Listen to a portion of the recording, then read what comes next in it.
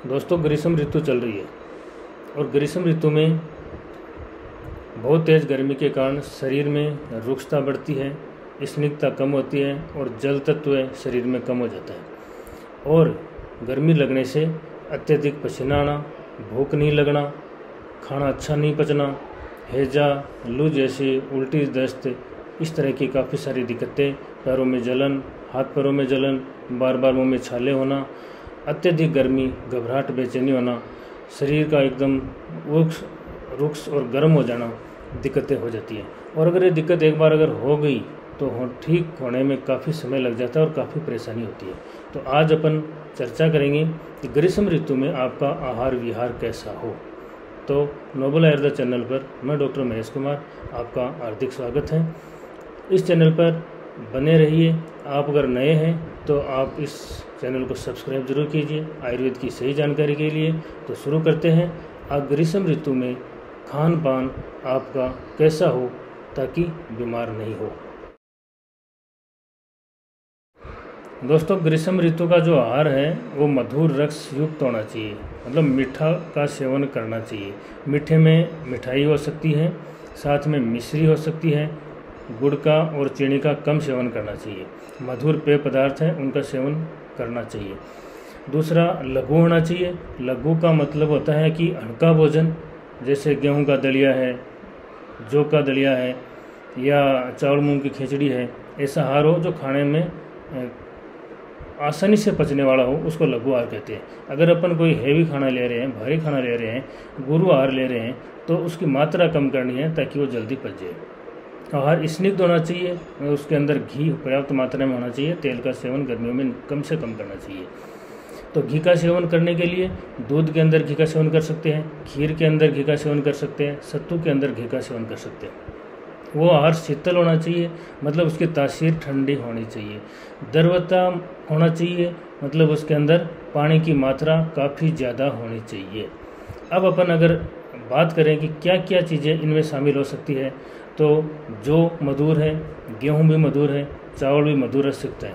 जौ का सत्तू का सेवन करिए, चावल के सत्तू का सेवन करिए, चावल की खीर का सेवन करना है।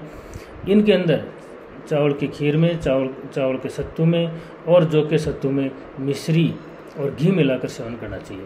जौ के दलिए की राबड़ी, जिसको भाट की राबड़ी बोलते हैं, मिश्री और छाछ में मिलाकर सेवन करना चाहिए। और अगर साथ में प्याज अगर खाया जाए तो अति उत्तम है। गाय का घी चावल, खीर, सत्तू में मिलाकर सेवन किया जा सकता है। भैंस का घी कम से कम सेवन करना चाहिए। गाय के दूध में मिश्री का मिला के सेवन, नींबू पानी, नारियल पानी, पुदीने का पानी, गन्ने का रस, बेल का रस, आंवला जूस, जल जीरा, कैरी पन्ना, खस का शरबत, चंदन का शरबत का सेवन किया जा सकता है और गर्मी से निजात पाई जा सकती है। और गर्मी में होने वाले जो बीमारियां, मौसमी बीमारियां, उनसे काफ़ी हद तक बचा जा सकता है। लौकी का जूस बहुत ही कारगर है दोस्तों। लौकी के जूस में अगर सेंधा नमक, तुलसी, धनिया, नींबू का रस मिलाकर अगर सेवन किया जाए तो बहुत ही उत्तम लाभप्रद है। खीरा का सेवन, ककड़ी का सेवन, मतीरी, परवल, इनके अंदर बहुत ज़्यादा पानी होता है और स्वास्थ्य के लिए लाभप्रद होते हैं। दाल के अगर अपन सेवन करें, दाल की बात करें तो दाल में उड़द की दाल का कम सेवन करना है। अरहर, मसूर और मूंग की दाल गर्मी के मौसम में ठीक है और सबसे ज़्यादा उत्तम दाल तो मूंग की दाल ही है। खजूर दूध के साथ सेवन कर सकते हैं। पका हुआ आम और केला का सेवन कर सकते हैं। काला मुनका का सेवन कर सकते हैं। आंवला कैंडी, आंवला मुरबा, बेल का मुरबा, इसके साथ ही खट्टे फल, संतरा, मौसमी, नींबू और पानी बहुल जो फल है, तरबूज है, खरबूजा है, अंगूर, लीची, शहतूत का गर्मियों में सेवन अमृत के समान बताया गया है। इनके सेवन से गर्मियों में पित्त कोप से बचा जा सकता है, हीट स्ट्रोक से बचा जा सकता है। ग्रीष्म ऋतु में सेवन योग्य आहार की चर्चा के बाद अपन विहार की बातें करते हैं। तो विहार में दोनों समय स्नान करना चाहिए, सूती ढीले वस्त्र पहनना चाहिए। पंखे, कूलर, एसी की बजाय रात में खुले आसमान के नीचे सोना स्वास्थ्य के लिए ज़्यादा ठीक है। दिन में 1.5 से 2 घंटे सोना चाहिए। ग्रीष्म ऋतु एक ऐसी ऋतु है जिसमें दिन में सोना स्वास्थ्य के लिए लाभप्रद बताया गया है।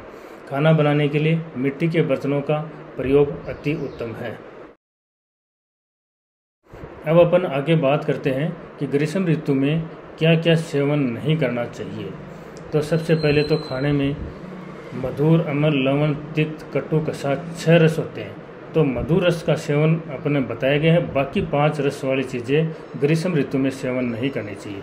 ज़्यादा अम्लीय नहीं करनी चाहिए, ज़्यादा जिसमें नमक हो वो नहीं करना चाहिए। कड़वे, तीखे और कसेले रस वाली चीज़ें हैं उनका सेवन कम से कम करना चाहिए, उनका सेवन करने से बचना चाहिए। इसके अलावा मैदा, बेसन की चीज़ें, तली भुनी हुई चीज़ें, समोसा, कचौरी वगैरह, गरिष्ठ आहार मतलब बासी खाना का सेवन नहीं करना चाहिए। कोल्ड ड्रिंक्स जितने भी बाज़ार में पैकिंग में आती है उनका सेवन नहीं करना चाहिए, नुकसान के शरीर के लिए बहुत ज़्यादा नुकसानदेह है।